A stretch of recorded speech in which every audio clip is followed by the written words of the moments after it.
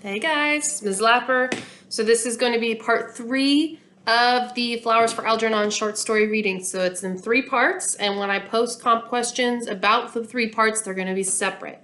Well, I'll post them all in the same doc, but I'll have them listed. So you can easily do this chunk by chunk. Instead of doing the whole thing at once, we're doing it in 3 parts. So here we go. Part 3. Which is on page 41 if you're looking at the PDF, which all of you should have the PDF in front of you while you are listening to me, okay? May 15. Dr. Strauss is very angry at me for not having written any progress reports in 2 weeks. He's justified because the lab is now paying me a regular salary. I told him I was too busy thinking and reading. When I pointed out that writing was such a slow process that it made me impatient with my poor handwriting, he suggested that I learn to type. It's much easier to write now because I can type nearly 75 words a minute. Dr. Strauss continually reminds me of the need to speak and write simply so that people will be able to understand me. I'll try to review all things that happened to me during the last 2 weeks. Algernon and I were presented to the American Psychological Association sitting in convention with the World Psychological Association last Tuesday. We created quite a sensation. Dr. Niemer and Dr. Strauss were proud of us. I suspect that Dr. Niemer, who is 60, 10 years older than Dr. Strauss, finds it necessary to see tangible results of his work. Undoubtedly, the results of pressure by Mrs. Niemer. Contrary to my earlier impressions of him, I realize that Dr. Niemer is not at all a genius. He has a very good mind, but it struggles under the specter of self-doubt. He wants people to take him for a genius. Therefore, it is important for him to feel that his work is accepted by the world. I believe that Dr. Niemer was afraid of further delays because he worried that someone else might make a discovery along these lines and take the credit from him. Dr. Strauss, on the other hand, might be called a genius, although I feel that his areas of knowledge are too limited. He was educated in the tradition of narrow specialization. The broader aspects of background were neglected far more than necessary, even for a neurosurgeon. So now we can hear and see a little bit that Charlie's intelligence is picked up. He hasn't written in 2 weeks, so in 2 weeks his mind has expanded a lot. And so his mind is so intelligent that he now sees himself as superior to Dr. Niemer and Dr. Strauss. It's like they're not intelligent because they only know one subject, whereas he is an expert in many different subjects. And so now he's starting to see that they are not geniuses as he once thought they were. Charlie is now the real genius. I was shocked to learn that the only ancient languages he could read were Latin, Greek, and Hebrew, and that he knows almost nothing of mathematics beyond the elementary levels of the calculus of variations. When he admitted this to me, I found myself often annoyed. It was as if he'd hidden this part of his self in order to deceive me, pretending as do so many people. I've discovered to be what he is not. No one I've ever known is what he appears to be on the surface. Dr. Niemer appears to be uncomfortable around me. Sometimes when I try to talk to him, he just looks at me strangely and turns away. I was angry at first when Dr. Strauss told me I was giving Dr. Niemer an inferiority complex. I thought he was mocking me, and I'm oversensitive at being made fun of. How was I to know that a highly respected psycho-experimentalist like Niemer was unacquainted with Hindustani and Chinese? It's absurd when you consider the work that is being done in India and China today in this very field of study. I asked Dr. Strauss how Niemer could refute Rahaj Ahmadi's attack on his method and results if Niemer couldn't even read them in the first place. That strange look on Dr. Strauss's face can mean only one of 2 things. Either he doesn't want to tell Niemer what they're saying in India, or else, and this worries me, Dr. Strauss doesn't know either. I must be careful to speak and write clearly and simply so that people won't laugh. So there are these scientists in India that are doing similar studies on this work, and Dr. Strauss and Dr. Niemer don't even know about it because they don't understand that language. And so how can you do a real scientific experiment if you don't have all the information? And so Charlie is really seeing that these men are kind of in over their heads. They don't know what they're doing because they don't have all the facts, but Charlie does. May 18. I am very disturbed. I saw Miss Kinnian last night for the first time in over a week. I tried to avoid all discussions of intellectual concepts and to keep the conversation on a simple, everyday level. But she just stared at me blankly and asked me what I meant about the mathematical variance equivalent in Doberman's Fifth Concerto. So that's Charlie's idea of, everyday topics, whereas it's way over Miss Kinnian's head. It's over my head, it's over all of our heads. When I tried to explain, she stopped me and laughed. I guess I got angry, but I suspect I'm approaching her on the wrong level. No matter what I try to discuss with her, I am unable to communicate. I must review Vrostat's equations on levels of semantic progression. I find that I don't communicate with people much anymore. Thank God for books and music and things I can think about. I am alone in my apartment at Mrs. Flynn's boarding house most of the time and seldom speak to anyone. May 20. I would not have noticed the new dishwasher, a boy of about 16, at the corner diner where I take my evening meals, if not for the incident of the broken dishes. They crashed to the floor, shattering and sending bits of white china under the tables. The boy stood there, dazed and frightened, holding the empty tray in his hands. The whistles and catcalls from the customers, the cries of, "Hey, there go the profits, Mazel Tov," and, "Well, he didn't work here for very long," which invariably seemed to follow the breaking of glass or dishware in a public restaurant. All seemed to confuse him. When the owner came to see what the excitement was about, the boy cowered as if he expected to be struck and threw up his arms as if to ward off the blow. All right, you dope," shouted the owner. "Don't just stand there. Get the broom and sweep that mess up." A broom, you idiot. It's in the kitchen. Sweep up all the pieces." The boy saw that he was not going to be punished. His frightened expression disappeared, and he smiled and hummed as he came back with the broom to sweep the floor. A few of the rowdier customers kept up the remarks, amusing themselves at his expense. "Here, Sonny, over there is a nice piece behind you. Come on, do it again. He's not so dumb. It's easier to break 'em than to wash 'em." As his vacant eyes moved across the crowd of amused onlookers, he slowly mirrored their smiles and finally broke into an uncertain grin at the joke which he obviously did not understand. I felt sick inside as I looked at his dull, vacant smile. The wide, bright eyes of a child, uncertain but eager to please. They were laughing at him because he was mentally retarded. And I had been laughing at him too. Suddenly, I was furious at myself and all those who were smirking at him. I jumped up and shouted, "Shut up, leave him alone. It's not his fault he can't understand. He can't help what he is. But for God's sake, he's still a human being." The room grew silent. I cursed myself for losing control and creating a scene. I tried not to look at the boy as I paid my check and walked out without touching my food. I felt ashamed for both of us. How strange it is that people of honest feelings and sensibility who would not take advantage of a man born without arms or legs or eyes, how such people think nothing of abusing a man born with low intelligence. It infuriated me to think that not too long ago I, like this boy, had foolishly played the clown. And I had almost forgotten. I'd hidden the picture of the old Charlie Gordon from myself because now that I was intelligent, it was something that had to be pushed out of my mind. But today, in looking at that boy for the first time, I saw what I had been. I was just like him. Only a short time ago, I learned that people laughed at me. Now I can see that unknowingly I joined with them in laughing at myself. That hurts most of all. I have often reread my progress reports and seen the illiteracy, the childish naivete, the mind of low intelligence peering from a dark room through the keyhole at the dazzling light outside. I see that even in my dullness, I knew that I was inferior, and that other people had something I lacked, something denied me. In my mental blindness, I thought that it was somehow connected with the ability to read and write, and I was sure that if I could get those skills, I would automatically have intelligence too. Even a feeble-minded man wants to be like other men.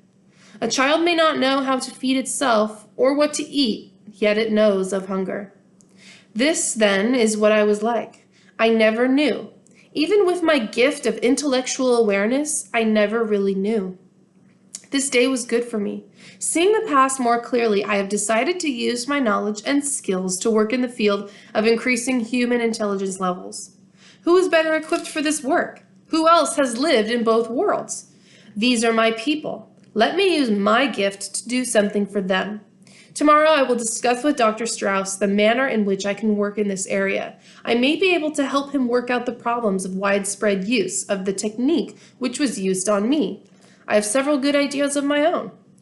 There is so much that might be done with this technique. If I could be made into a genius, what about thousands of others like myself? What fantastic levels might be achieved by using this technique on normal people, on geniuses? There are so many doors to open. I am impatient to begin. Progress Report 12, May 23. It happened today. Algernon bit me. I visited the lab to see him as I do occasionally, and when I took him out of his cage, he snapped at my hand. I put him back and watched him for a while. He was unusually disturbed and vicious. May 24.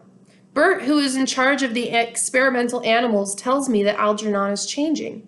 He is less cooperative. He refuses to run the maze anymore. General motivation has decreased, and he hasn't been eating.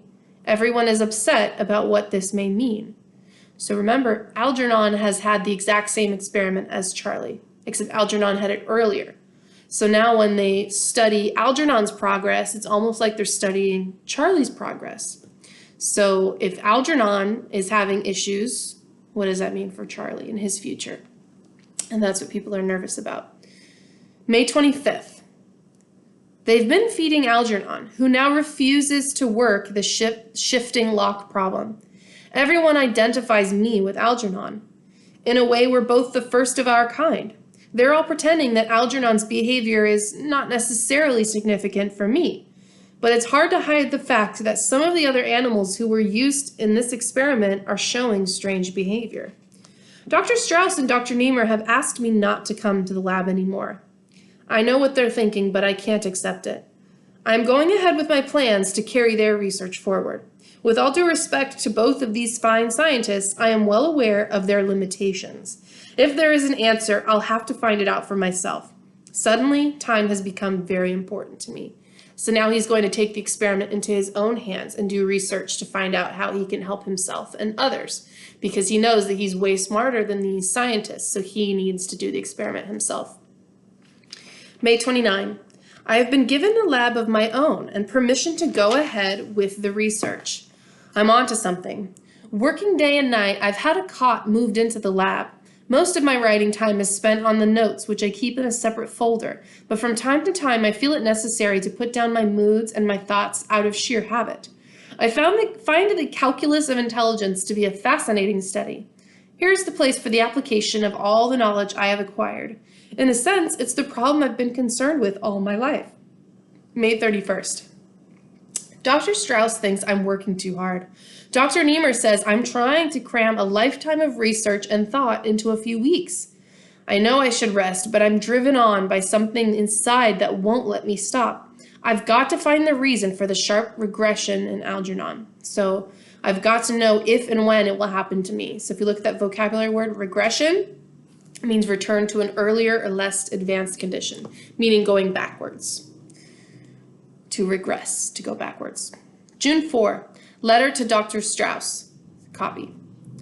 Dear Dr. Strauss, under separate cover, I am sending you a copy of my report entitled The Algernon-Gordon Effect, a study of structure and function of increased intelligence, which I would like to have you read and have published. As you see, my experiments are completed. I have included in my report all of my formulae, as well as mathematical analysis in the appendix. Of course, these should be verified. Because of its importance to both you and Dr. Niemer, and need I say to myself too, I have checked and rechecked my results a dozen times in the hope of finding an error. I am sorry to say the results must stand. Yet for the sake of science, I am grateful for the little bit that I here add to the knowledge of the function of the human mind and of the laws governing the artificial increase of human intelligence. I recall your once saying to me that an experimental failure or the disproving of a theory was as important to the advancement of learning as the success would be. I know now that this is true. I am sorry, however, that my own contribution to the field must rest upon the ashes of the work of two men I regard so highly. Yours truly, Charles Gordon. Enclosed report. June 5th. 5. I must not become emotional. The facts and the results of my experiments are clear, and the more sensational aspects of my own rapid climb cannot obscure the fact that the tripling of intelligence by the surgical technique developed by Drs. Strauss and Niemer must be viewed as having little or no practical applicability at the present time to the increase of human intelligence. As I review the records and data on Algernon, I see that although he is still in his physical infancy, he has regressed mentally, meaning he's gone backward. Motor activity is impaired. There is a general reduction of glandular activity. There is an accelerated loss of coordination. There are also strong indications of progressive amnesia. As we will see by my report, these and other physical and mental deterioration syndromes can be predicted with statistically significant results by the application of my formula. The surgical stimulus to which we were both subjected has resulted in an intensification and acceleration of all mental processes. The unforeseen development, which I have taken the liberty of calling the Algernon-Gordon effect, is the logical extension of the entire intelligence speedup. The hypothesis here proven may be described simply in the following terms. Artificially increased intelligence deteriorates at a rate of time directly proportional to the quantity of the increase. That means that as fast as he gained intelligence, that's the same speed at which he will lose intelligence. Okay, so he gained it, say 6 weeks, he's going to lose it in 6 weeks, okay? And that's what he's figured out by his research. I feel that this in itself is an important discovery. As long as I am able to write, I will continue to record my thoughts in these progress reports. It is one of my few pleasures. However, by all indications, my own mental deterioration will be very rapid. I have already begun to notice signs of emotional instability and forgetfulness, the first symptoms of the burnout. So he knows that it has started. The deterioration means the crumbling of his mind has started. June 10, deterioration progressing. I have become absent-minded. Algernon died 2 days ago. Dissection shows my predictions were right. His brain had decreased in weight, and there was a general smoothing out of cerebral convolutions, as well as a deepening and broadening of brain fissures. I guess the same thing is or will soon be happening to me. Now that it's definite, I don't want it to happen. I put Algernon's body in a cheese box and buried him in the backyard. I cried. June 15. Dr. Strauss came to see me today. I wouldn't open the door, and I told him to go away. I want to be left to myself. I have become touchy and irritable. I feel the darkness closing in. It's hard to throw off thoughts of suicide. I keep telling myself how important this introspective journal will be. It's a strange sensation to pick up a book that you've read and enjoyed just a few months ago and discover that you don't remember it. I remembered how great I thought John Milton was, but when I picked up Paradise Lost, I couldn't understand it at all. I got so angry I threw the book across the room. I've got to try to hold on to some of it, some of the things I've learned. Oh God, please don't take it all away. June 19. Sometimes at night I go out for a walk. Last night I couldn't remember where I lived. A policeman took me home. I have this strange feeling that this has all happened to me before, a long time ago. I keep telling myself I'm the only person in the world who can describe what's happening to me. June 21. Why can't I remember? I've got to fight. I lie in bed for days and I don't know who or where I am. Then it all comes back to me in a flash. Fugues of amnesia, symptoms of senility, second childhood. I can watch them coming on. It's so cruelly logical. I learned so much and so fast. Now my mind is deteriorating rapidly. I won't let it happen. I'll fight it. I can't help thinking of the boy in the restaurant, the blank expression, the silly smile, the people laughing at him. No, please, not that again. June 22nd. I'm forgetting things that I learned recently. It seems to be following the classic pattern. The last things learned are the first things forgotten. Or is that the pattern? I better look it up again. I reread my paper on the Algernon-Gordon effect, and I get the strange feeling that it was written by someone else. There are parts I don't even understand. Motor activity impaired. I keep tripping over things, and it becomes increasingly difficult to type. So these are all the things that happen to Algernon. Motor impairment, agitated, and now he's not remembering things that he even wrote. He's not recognizing the words. June 23. I've given up using the typewriter completely. My coordination is bad. I feel that I'm moving slower and slower. Had a terrible shock today. I picked up a copy of an article I used in my research, Kruger's Überphysik Ganzheit, to see if it would help me understand what I had done. First, I thought there was something wrong with my eyes. Then I realized I could no longer read German.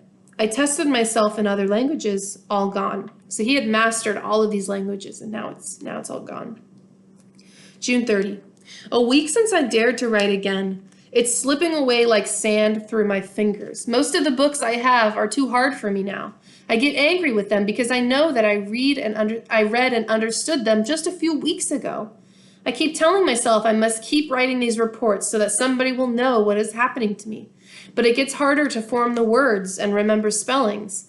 I have to look up even simple words in the dictionary now, and it makes me impatient with myself.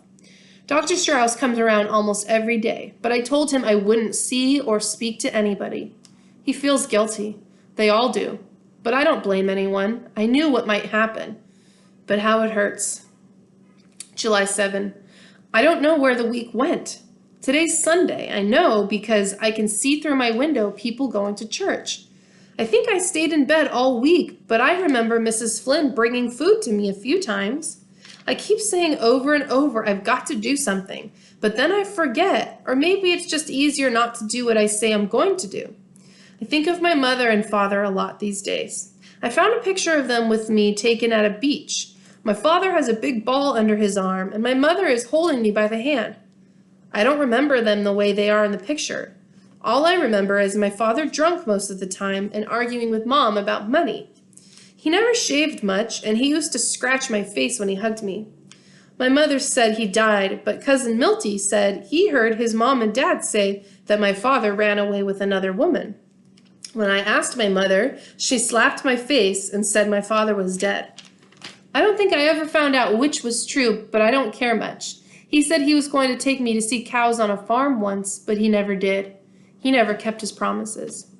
My landlady, Mrs. Flynn, is very worried about me. She says the way I lay around all day and don't do anything I reminded her of her son before she threw him out of the house. She said she doesn't like loafers. If I'm sick, it's one thing, but if I'm a loafer, that's another thing, and she won't have it. So in this paragraph, it looks like he's starting to lose punctuation. He wrote the word I'm, but it's supposed to be I, apostrophe M. Same with that's. So he's not using any contractions. I try to read a little bit every day, mostly stories, but sometimes I have to read the same thing over and over again because I don't know what it means, and it's hard to write. I know I should look up all the words in the dictionary, but it's so hard and I'm so tired all the time. Then I got the idea that I would only use the easy words instead of the long, hard ones. That saves time. I put flowers on Algernon's grave about once a week. Mrs. Flynn thinks I'm crazy to put flowers on a mouse's grave, but I told her that Algernon was special. July 14. It's Sunday again. I don't have anything to do to keep me busy now because my television set is broke, and I don't have any money to get it fixed. I think I lost this month's check from the lab. I don't remember. I get awful headaches, and aspirin doesn't help me much. Mrs. Flynn knows I'm really sick, and she feels very sorry for me. She's a wonderful woman whenever someone is sick. Mrs. Flynn called a strange doctor to see me. She was afraid I was going to die. I told the doctor I wasn't too sick and that I only forget sometimes. He asked me did I have any friends or relatives, and I said no, I don't have any. I told him I had a friend called Algernon once, but he was a mouse, and we used to run races together. He looked at me kind of funny, like he thought I was crazy. He smiled when I told him I used to be a genius. He talked to me like I was a baby, and he winked at Mrs. Flynn. I got mad and chased him out because he was making fun of me the way they all used to. July 24. I have no more money, and Mrs. Flynn says I got to go to work somewhere and pay the rent because I haven't paid for over 2 months. I don't know any work but the job I used to have at Donegan's Plastic Box Company. I don't want to go back there because they all knew me when I was smart, and maybe they'll laugh at me. But I don't know what else to do to get money. July 25th. I was looking at some of my old progress reports, and it's very funny, but I can't read what I wrote. I can make out some of the words, but they don't make sense. Miss Kinnian came to the door, but I said, "Go away, I don't want to see you." She cried, and I cried too, but I wouldn't let her in because I didn't want her to laugh at me. I told her I didn't like her anymore. I told her I didn't want to be smart anymore. That's not true. I still love her, and I still want to be smart, but I had to say that so she'd go away. She gave Mrs. Flynn money to pay the rent. I don't want that. I got to get a job. Please, please let me not forget how to read and write. July 27. Mr. Donegan was very nice when I came back and asked him for my old job of janitor. First, he was very suspicious, but I told him what happened to me. Then he looked very sad and put his hand on my shoulder and said, "Charlie Gordon, you got guts." Everybody looked at me when I came downstairs and started working in the toilet, sweeping it out like I used to. I told myself, "Charlie, if they make fun of you, don't get sore because you remember they're not so smart as you once thought they were. And besides, they were once your friends, and if they laughed at you, that doesn't mean anything because they liked you too." One of the new men who came to work there after I went away made a nasty crack. He said, "Hey, Charlie, I hear you're a very smart fella, a real whiz kid. Say something intelligent." I felt bad, but Joe Carp came over and grabbed him by the shirt and said, "Leave him alone, you lousy cracker, or I'll break your neck." I didn't expect Joe to take my part, so I guessed he's really my friend. Later, Frank Riley came over and said, "Charlie, if anybody bothers you or tries to take advantage, you call me or Joe, and we will set them straight." I said, "Thanks, Frank," and I got choked up, so I had to turn around and go into the supply room so he wouldn't see me cry. It's good to have friends. So now that these men know what Charlie has gone through, they have more of a sympathy for him, and it seems as if they are going to be his real friends and not let other people make fun of him. July 28th. I did a dumb thing today. I forgot I wasn't in Miss Kinnian's class at the Adult Center anymore like I used to be. I went in and sat down in my old seat in the back of the room, and she looked at me funny, and she said, "Charles?" I didn't remember she ever called me that before, only Charlie, so I said, "Hello, Miss Kinnian. I'm ready for my lesson today, only I lost my reader that we was using." She started to cry and run out of the room, and everybody looked at me, and I saw they wasn't the same people who used to be in my class. Then all of a sudden I remembered some things about the operation and me getting smart, and I said, "Holy smoke, I really pulled a Charlie Gordon that time." I went away before she come back to the room. That's why I'm going away from New York for good. I don't want to do nothing like that again.